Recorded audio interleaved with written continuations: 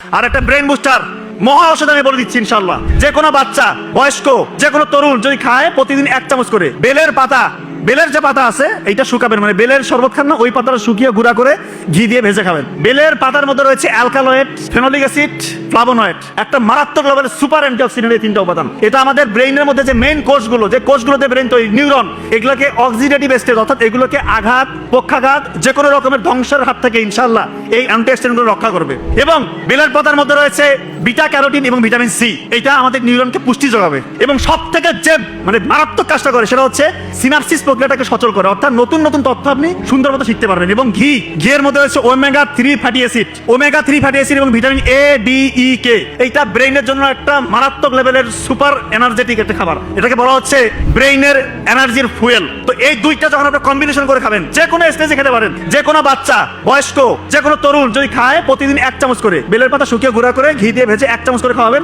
ওর ব্রেইনের অবস্থা যে অবস্থায় আছে না কেন ইনশাল্লাহ তার থেকে ব্রেইনের কর্মক্ষমতা বহু করে বাড়বে ইনশাল্লাহ।